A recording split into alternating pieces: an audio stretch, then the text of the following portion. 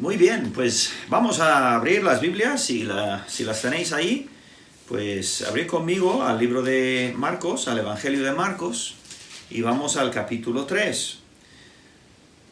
Y hoy vamos a empezar en el versículo 20, la última vez fue el pasaje sobre la elección de los 12 discípulos, y estuvimos viendo un poquito el tema de discipulado, el tema de caminar con el Señor, los nombres de los 12 y tal. Y entonces, vamos a empezar con el versículo 20 y hoy espero llegar hasta el versículo 27, que de una manera pues parte un poco el pasaje, pero creo que es suficiente lo que vamos a ver. Entonces, en Marcos capítulo 20, la Biblia dice, y se agolpó de nuevo la gente. Recordemos que estuvo al lado del mar de Galilea enseñando. Luego se fue al monte y llamó específicamente a los 12 discípulos para seguirle. Y ahora dice, se agolpó de nuevo la gente, de modo que ellos ni aún podían comer pan. Vale, aquí lo que tenemos, la popularidad del Señor Jesús está creciendo al principio, masivamente, vamos, enormemente, porque sana a todos, enseña de una manera elocuente y poderosa, y bueno, que hay muchísima gente viniendo de pueblos de todos los alrededores y hasta incluso de la parte sur del país, viniendo para escuchar a Jesús. Las multitudes tienen algunas características. Evidentemente hay gente muy sincera, muy interesada, muy queriendo aprender, ¿no? del maestro, que se llama Jesús de Nazaret. Pero en general la multitud es bastante egoísta en un sentido. Y es que a ellos, aquí lo vemos, ¿no?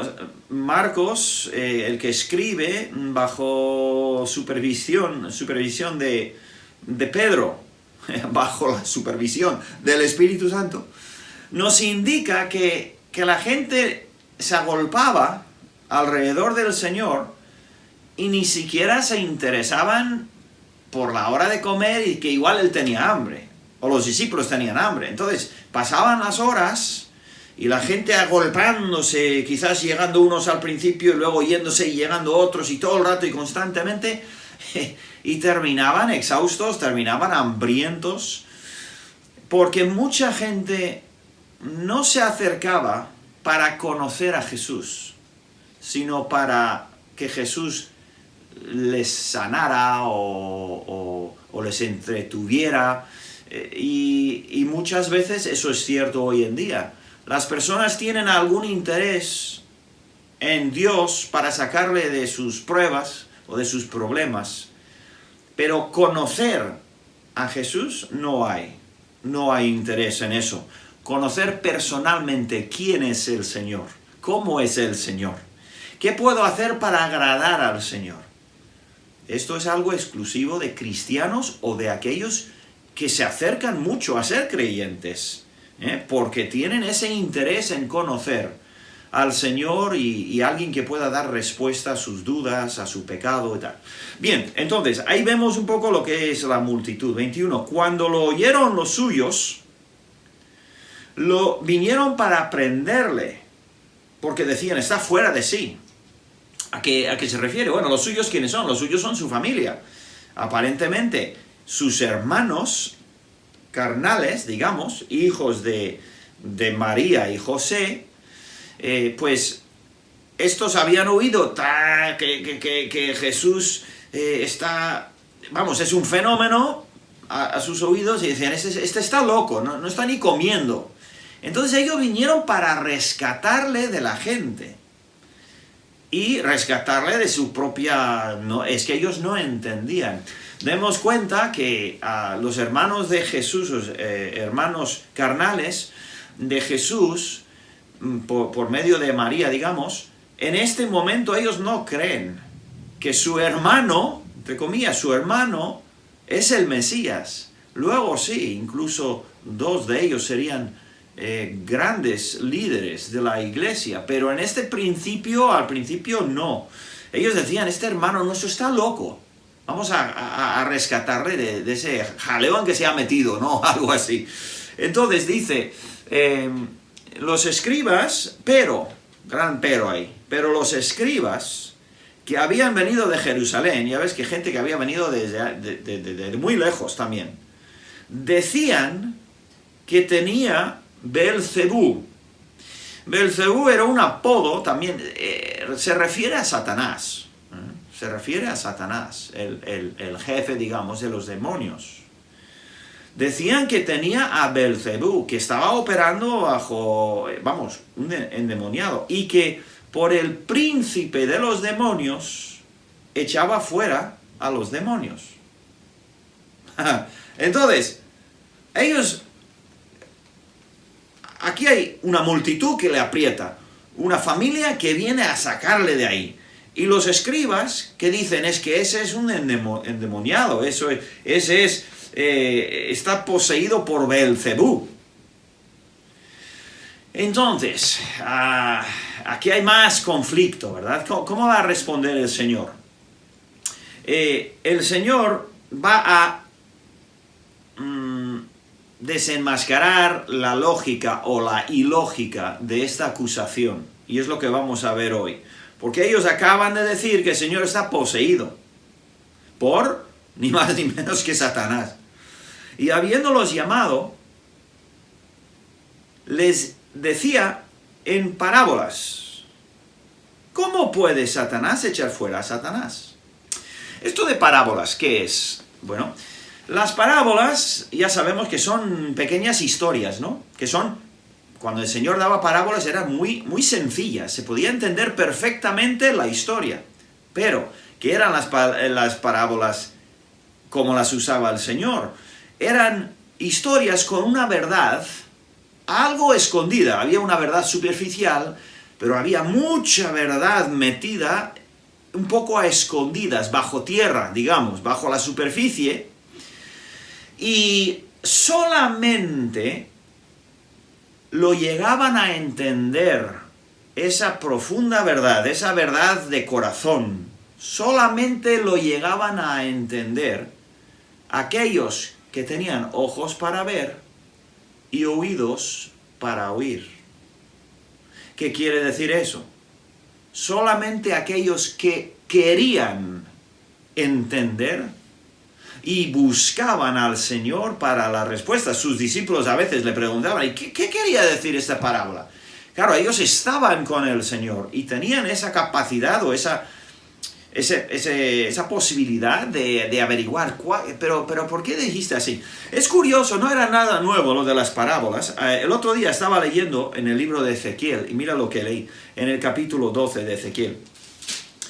Ezequiel es un profeta, fue un profeta muy curioso, tuvo que hacer unas cosas muy raras a veces, en señal de las enseñanzas de Jehová, de Dios, tenía que hacer cosas muy raras, pero no vamos a entrar en eso. Pero le vino, dice en versículo 12, vino a mí palabra de Jehová diciendo, hijo de hombre, ese es el nombre con que Dios hablaba a Ezequiel. Hijo de hombre, tú habitas en medio de casa rebelde, los cuales tienen ojos para ver y no ven, tienen oídos para oír y no oyen, porque son casa rebelde. Y muchas veces el Señor Jesús, igual seguramente en el libro de Marcos, vamos a escuchar una frase que le dice, el que tenga oídos para oír, oiga.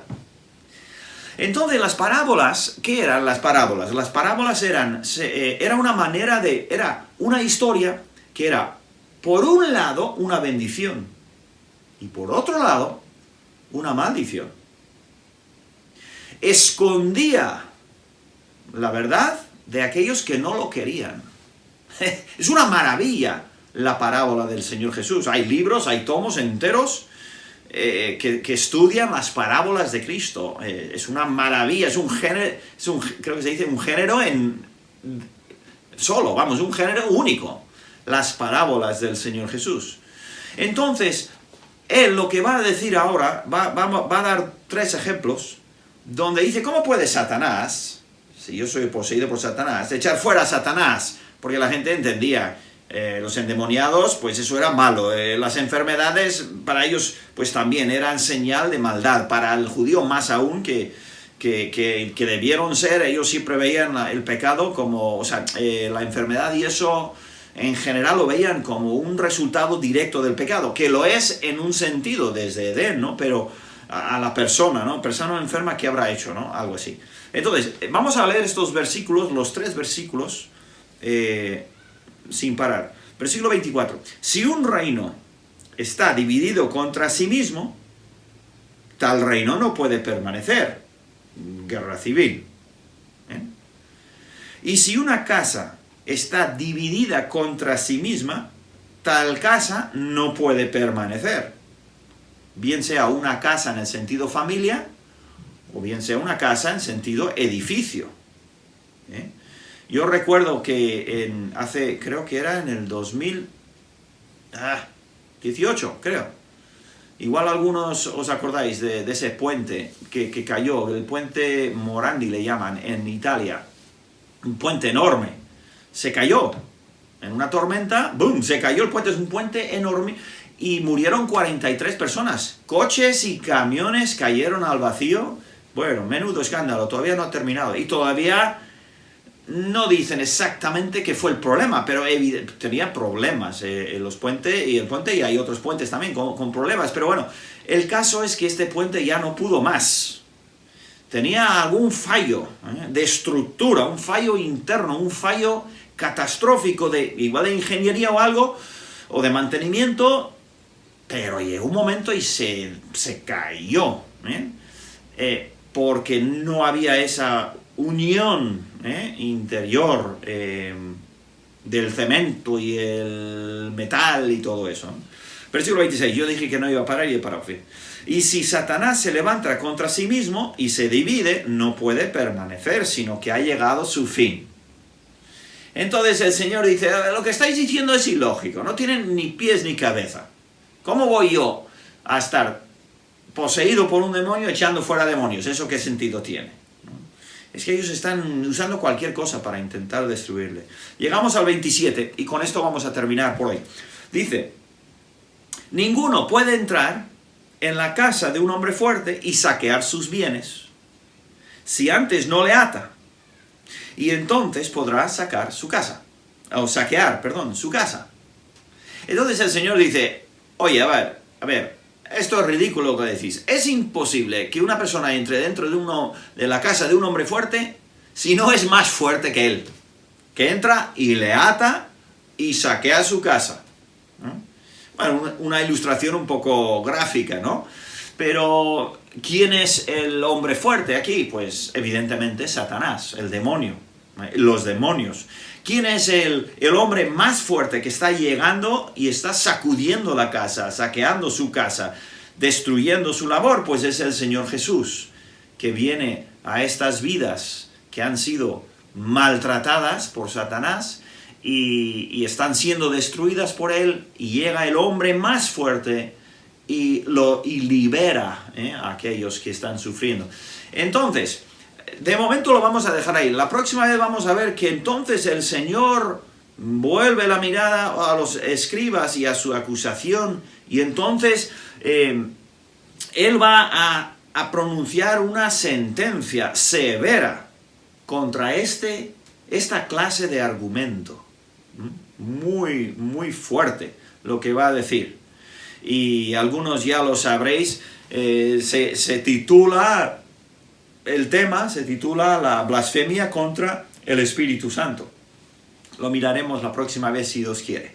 Muy bien, pues a continuación vamos a tener, espero, un poco de música especial también y un estudio, y doy gracias a hermano Fernando Corbí y también Nico López por los estudios que van a dar. Espero que los podáis aprovechar, son buenas enseñanzas, y gracias a Dios por este medio que tenemos de poder compartir tanto música bonita como también estas enseñanzas de la palabra. Así que yo me despido sin más.